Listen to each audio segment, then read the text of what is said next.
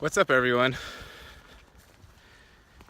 I haven't made a YouTube video in quite a while, and there's a few reasons for that. Before I get into anything, I just want to show you where I'm at and figure out where it is. Actually, instead of keeping me, I'm just going to show you like this.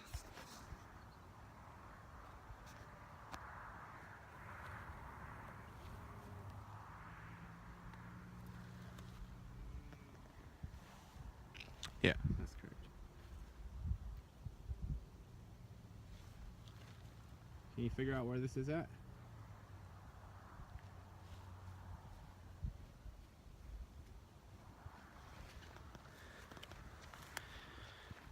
So I've always wanted to come here.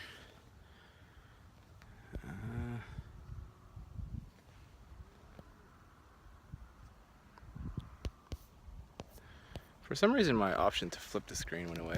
I don't know why. Anyway,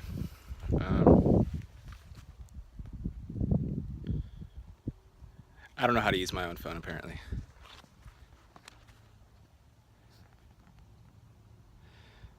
This is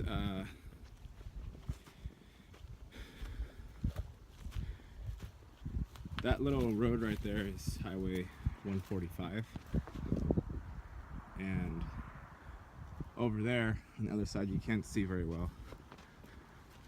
I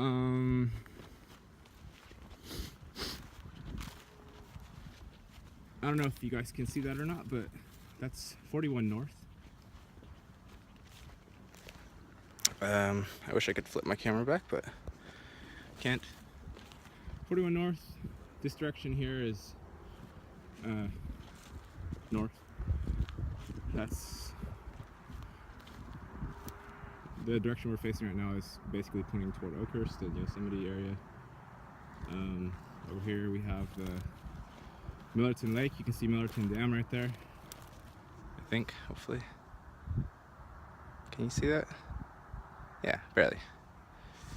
How come I can't flip my camera?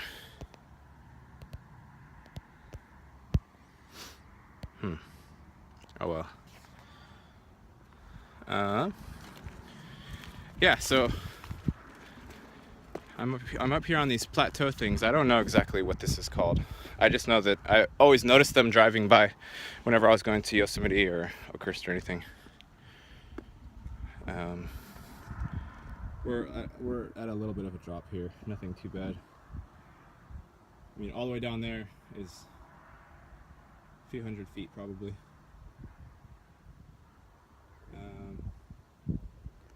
Yeah, it's a fantastic view.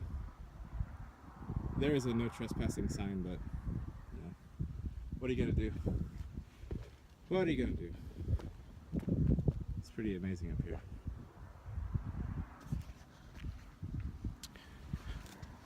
So, I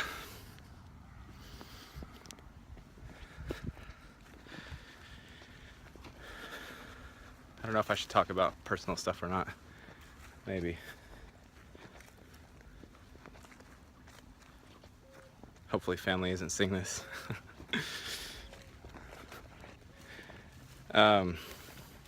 Yeah, so Kim and I are breaking up. I guess I'll talk about personal stuff for a little bit. Kim and I are breaking up. And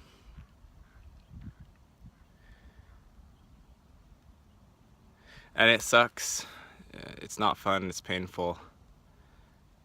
And it's just weird because we've been together for 12 years, married since 2012, and we have Jackson together. So it's not good. I mean, it's just odd. The circumstances, the whole thing is weird. None of you know us or the situation, so I don't have to give, I don't know.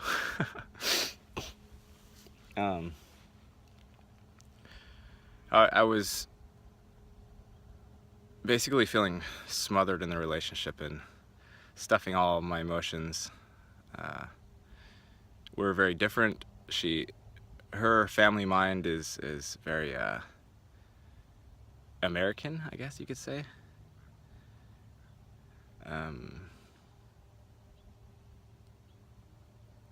They're just how they are. I'm sure, resentments toward them. I mean, I know I do. But like everything else, I have resentments towards a lot of things. And I don't have to, you know. If you're married to somebody, then, and your basic worldview is drastically different, then one person has to be faking. So that was me for the most part. I stuffed my things, my emotions, I think a lot more than Kim did. Kim was actually very open and honest with how she felt almost all the time. She was able to cry and laugh and, you know, show genuine surprise at things.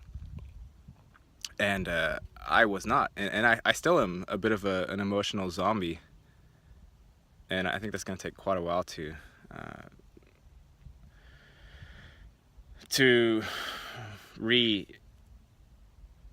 rediscover, I guess, what true emotion is, because I had to fake a lot of things. And you know, if you have to stuff around a certain group of people so you're not causing trouble, or just so you can sort of mesh in, you know, you're creating a blockage, and you're creating something that needs to be medicated. And so I did, and I drank throughout the whole marriage. And every time I stopped drinking, you know, that basic clash of, I don't even know if you can call it worldview. Our family mind is more analytical and introspective, philosophical, all these things, theoretical, all the icols. And you know, we examine things and ask questions, and you know, we don't just take all the bullshit that society feeds us and just chow it down and say thank you, I'll have another. That's just how we are. And her family is different. They're much different.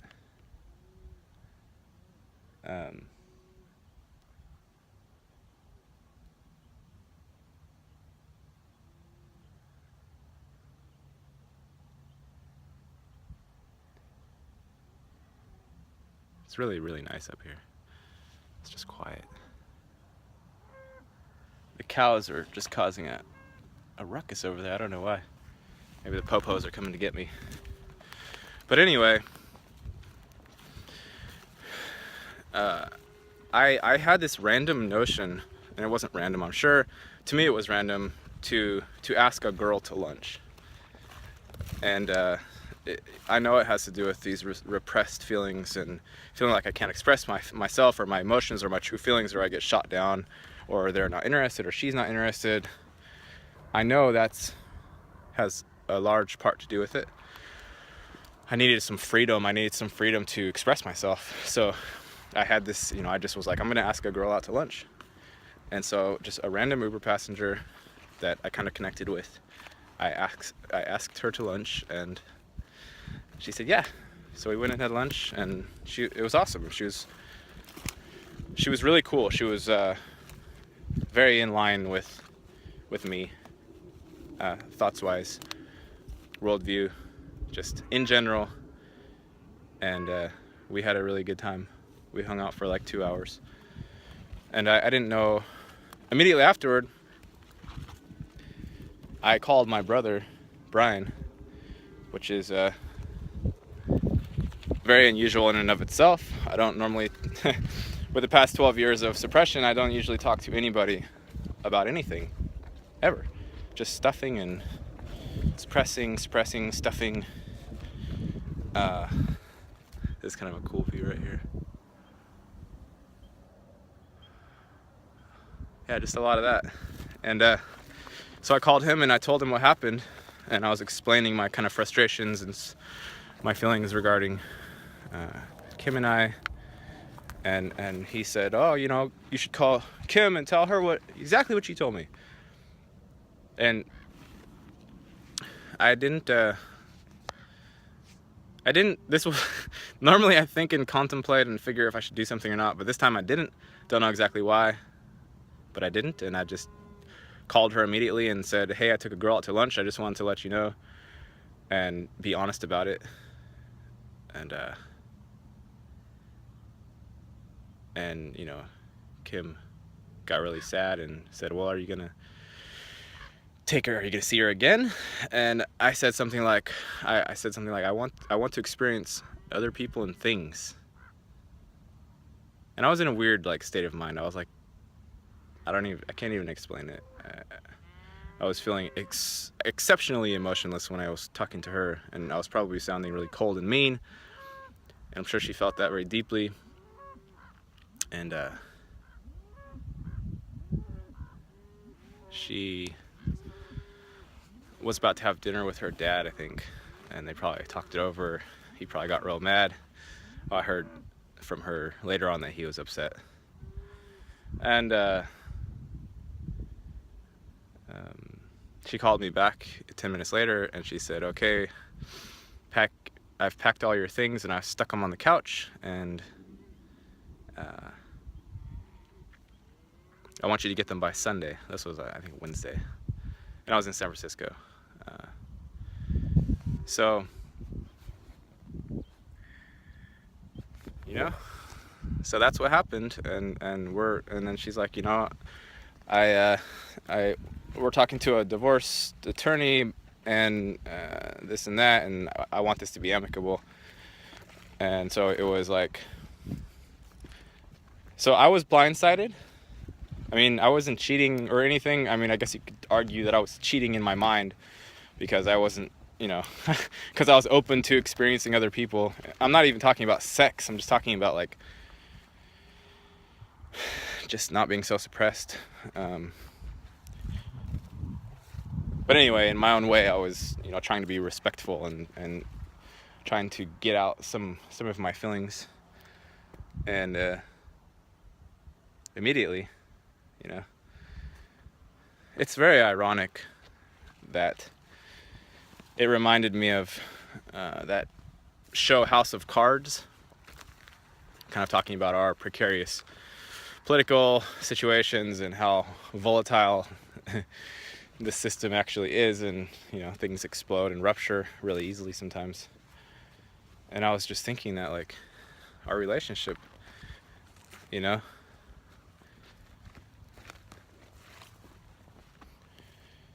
I was being honest with her for once, telling her about this thing, you know, and she was hurt too deeply, I feel, by just that it happened and that I could even think anything like that, to consider anything other than he just wants to divorce and he wants to break up. And, you know, she was probably getting advice from her family as well. And they probably said, you know, whatever they said to influence her decision. And she felt like that was maybe the only thing to do. Maybe that was what I wanted. And, you know, I'm sure there was a lot of stuff going into it. But it's just amazing to me how superficial we can be. And I'm not trying to cast judgments on her or her family, even though I know I am in a way. I'm not trying to be vindictive about it. I'm just trying to like see things as clearly as possible. And what I'm saying is that on both of our parts, you know, she was able to say, pack your stuff and you gotta leave. And just talking about divorce and being amicable like immediately within, you know, 3 or 4 days. And I don't have anything to contrast it to, mind you. I've only ever been with her as far as a romantic relationship or a intimate relationship with opposite sex. So I don't have anything to compare it to, but I do know that I never liked the concept of marriage. I never liked adding a contract onto a physical, human, or organic relationship. To me, the marriage is opportunity for lawyers to exist and fuels the things that divide us as a society.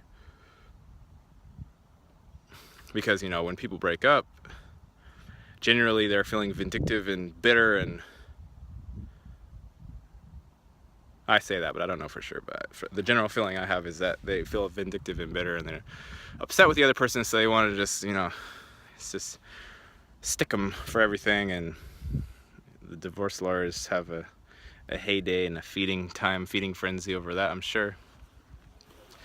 And I'm just not interested in that. I wasn't interested really in getting married, although, and I did tell Kim that, but we both made the decision to go ahead and do it anyway. Both of us. We made the decision to go ahead and do it anyway. And, you know, this is where we're at now. So I don't want to say I have regrets, because, you know, your life is what it is and things have to happen. I don't really see the need to regret things. But there is pain, you know. That was one of the reasons we couldn't break up before, was because it was too painful. And for some reason this time, both of us feel, at least she says she feels that it's correct, and I think she's speaking from her heart. And I felt the same thing. I felt free when I realized that we were actually gonna, you know, it was actually gonna happen. So aside from the very awkward feelings and the pain of, you know, kind of losing that very intimate connection with your first love, that sucks. It's not fun. And I'm still emotionally numb. I haven't had a good cry over it, or haven't really, I've talked with my dad a lot, but you know, I've isolated over the years, and it's all mixed up together, you know. Everything that happens is exactly how it's supposed to. I have no doubts about that, and we had to go through whatever we had to go through, and we are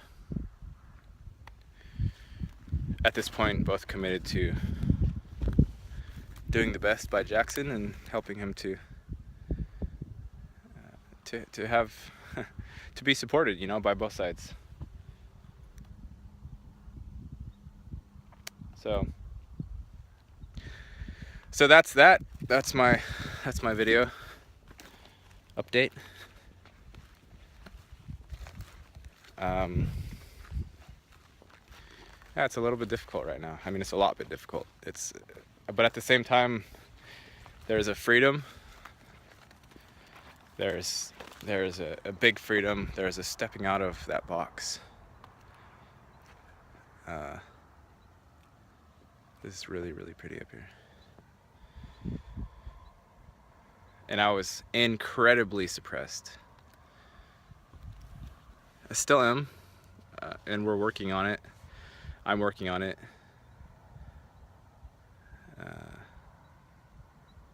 And who knows, you know? I don't know. We'll see what happens. Thank you for watching, and I'll see you in the next one. Okay? Bye-bye.